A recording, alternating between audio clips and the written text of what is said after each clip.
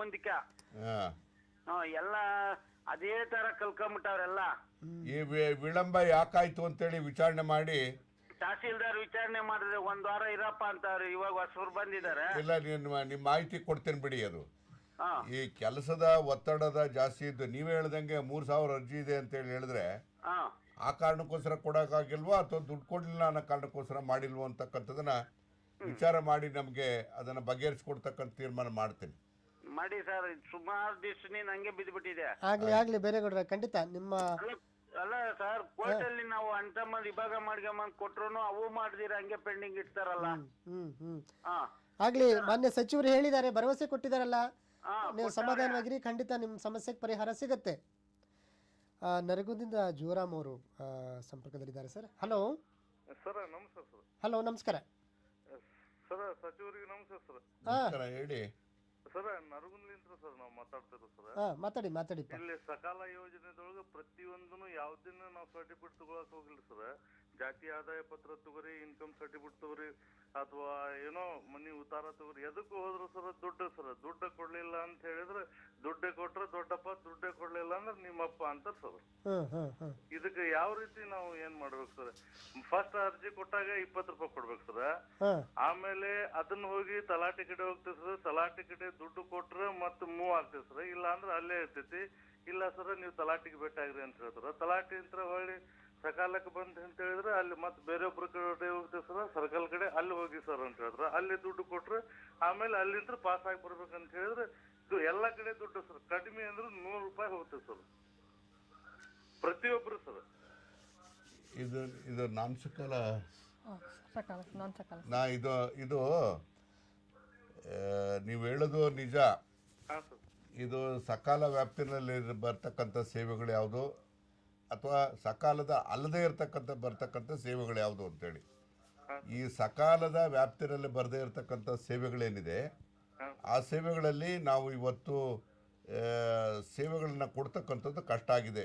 ಅಲ್ಲಿ ಭ್ರಷ್ಟಾಚಾರ ಅಂತಕ್ಕಂಥದ್ದು ಜಾಸ್ತಿ ಇದೆ ಅಂತಕ್ಕಂಥದ್ದು ಕೂಡ ಅರಿವಿದೆ. ಅದನ್ನು ನಾವು ಸುಧಾರಣೆ ಮಾಡೋದಕ್ಕೆ ಭಾಳ ಪ್ರಯತ್ನಗಳನ್ನ ಮಾಡ್ತಾ ಇದ್ದೇವೆ. ಬಹುಶಃ ನಾನು ಈ ಮಾತಾಡಿದ್ರೆ ನಿಮಗೆ ಸಮಾಧಾನ ತರದೇ ಇರ್ಬೋದು, ಆದರೆ ನಿರ್ದಿಷ್ಟವಾಗಿ ನೀವು ವಿಚಾರವನ್ನು ಹೇಳಿದಿರಿ. ನಾವು ಅದನ್ನ ಕ್ರಮವನ್ನು ಖಂಡಿತವಾಗಿ ತೆಗೆದುಕೊಳ್ಳೋಣ. ಆಯ್ತು, ಕ್ರಮ ತಗೋಣ.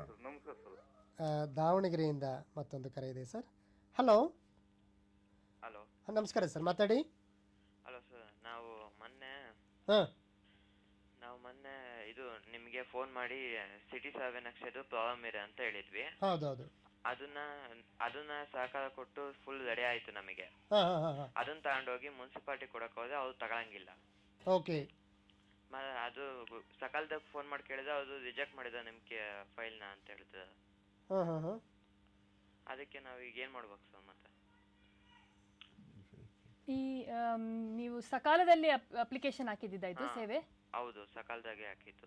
ಓಕೆ, ನಕ್ಷೆ ತಗೊಂಡು ನೀವು ಸಿಟಿ ಮುನ್ಸಿಪಲ್ ಆಫೀಸಿಗೆ ಕೊಟ್ರಿ. ಅಲ್ಲಿ ಅಕ್ಸೆಪ್ಟ್ ಮಾಡ್ತಾ ಇಲ್ಲ ಅಂತ ಹೇಳ್ತಾ ಇರೋದಲ್ಲ. ಇದ್ರ ಬಗ್ಗೆ ನಾವು ತನಿಖೆ ಮಾಡಿ ನೋಡ್ತೀವಿ ಏನಾಗಿದೆ ಅಂತ ಹೇಳಿ. ತನಿಖೆ ಮಾಡಿ ಇದ್ರ ಬಗ್ಗೆ ಮಾಡ್ಕೊತೀವಿ. ಪವನ್, ನಿಮಗೆ ಮತ್ತೆ ನಿಮ್ಮ ಸಹಾಯಕ್ಕೆ ಬರುತ್ತೆ ಸರ್ಕಾರ. ನಿಮ್ಗೆ ಖಂಡಿತ ನಿಮಗೆ ಅನುಕೂಲ ಆಗುತ್ತೆ. ದಯವಿಟ್ಟು ಆತಂಕ ಪಡೋದು ಬೇಡ ಸರ್. ತಾವು ನೂತನ ಸರ್ಕಾರ ಅಸ್ತಿತ್ವಕ್ಕೆ ಬಂದಾಗ ಜನರಿಗೆ ಒಂದು ಭರವಸೆ, ಭ್ರಷ್ಟಾಚಾರ ಮುಕ್ತ ಅನ್ನುವಂಥದ್ದು. ಬಹುಶಃ ಇವತ್ತು ಬಂದಂಥ ಬಹುತೇಕ ಕರೆಗಳು ಯಾಕೆ ಮತ್ತೆ ಅಲ್ಲೇ ಇದ್ದೀವಿ ಅಂತಕ್ಕಂಥ ಭಾವನೆ ಬರ್ತದೆ. ಈಗ ನಾನು ಒಪ್ತೇನೆ, ಈ ಭ್ರಷ್ಟಾಚಾರ ಅಂತ ಹೇಳಿದ್ರೆ ಆ ಕೆಳ ಹಂತದಲ್ಲಿ ಭ್ರಷ್ಟಾಚಾರ ಸಾಕಷ್ಟು ವ್ಯಾಪಕವಾಗಿದೆ ಅಂತಕ್ಕಂಥದ್ದನ್ನು ನಾವು ಅರ್ಥ ಮಾಡ್ತೀವಿ. ಅದಕ್ಕೆ ಈ ಕೆಳ ಹಂತದಲ್ಲಿ ಭ್ರಷ್ಟಾಚಾರ ಕಡಿಮೆ ಮಾಡೋದಕ್ಕೋಸ್ಕರ ಸುಧಾರಣೆಗಳು ಏನು ಮಾಡಬೇಕು ಅಂತಕ್ಕಂಥದ್ರ ಬಗ್ಗೆನೂ ಕೂಡ ನಾವು ಯೋಚನೆ ಮಾಡ್ತಾ ಇದ್ದೀವಿ. ಈಗ ಯಾವುದೇ ಒಂದು ಕಾನೂನಿನ ವ್ಯಾಪ್ತಿನಲ್ಲಿ ಒಂದು ಪ್ರೊಸೀಜರ್ಸ್ ಇರ್ತದೆ. ಪ್ರೊಸೀಜರ್ಸನ್ನು ಸಿಂಪ್ಲಿಫೈ ಮಾಡೋದಕ್ಕೆ ಸಾಧ್ಯವಾ, ಅದನ್ನು ಡಿಸೆಂಟ್ರಲೈಸ್ ಮಾಡೋಕ್ಕೆ ಸಾಧ್ಯವಾ, ಅಥವಾ ಅಧಿಕಾರವನ್ನು ವಿಕೇಂದ್ರೀಕರಣ ಮಾಡೋಕ್ಕೆ ಸಾಧ್ಯವಾ, ಈ ಎಲ್ಲ ವಿಚಾರನೂ ಕೂಡ ನಾವು ಅನಿವಾರ್ಯವಾಗಿ ಯೋಚನೆ ಮಾಡಲೇಬೇಕಾಗಿದೆ. ಇದನ್ನು ನಾನು ಪದೇ ನಾನು ಸಾರ್ವಜನಿಕ ಸಭೆಯಲ್ಲಿ ನಾನು ಹೇಳ್ತಾ ಇರ್ತೀನಿ. ಕೆಳ ಹಂತದ ಬಹುಶಃ ಈ ಒಬ್ಬ ಕಾನ್ಸ್ಟೇಬಲ್ನಿಂದ, ಒಬ್ಬ ವಿಲೇಜ್ ಅಕೌಂಟೆಂಟಿಂದ, ಒಬ್ಬ ಸರ್ವೇರಿಂದ ಆಗ್ತಕ್ಕಂಥ ನೋವುಗಳೇನಿದೆ ಅದೇ ಅವನಿಗೆ ಭಾಳ ಮುಖ್ಯ ಆಗ್ತದೆ ಗ್ರಾಮೀಣ ಪ್ರದೇಶದ ಜನರುಗಳಿಗೆ. ಯಾಕೆ ಶೋಷಣೆ ಒಳಗಾಗ್ತಾರೆ ಅಂತಂದರೆ ಅವರ ವಿದ್ಯಾವಂತರಿರ್ತಾರೆ, ಅದನ್ನು ನಮ್ಮ ಹಕ್ಕುಗಳೇನು ಅಂತೇಳಿ ಕೇಳುವಂಥ ಸಾಮರ್ಥ್ಯ ಅವ್ರಿಗಿರೋದಿಲ್ಲ, ಹಾಗಾಗಿ ಅವ್ರು ಶೋಷಣೆ ಒಳಗಾಗ್ತಾರೆ. ನಮ್ಮ ಆದ್ಯತೆ ಏನಂತ ಹೇಳಿದ್ರೆ ಆ ಶೋಷಣೆಗೆ ಒಳಗಾಗ್ತಕ್ಕಂಥ ಜನ ಇವತ್ತು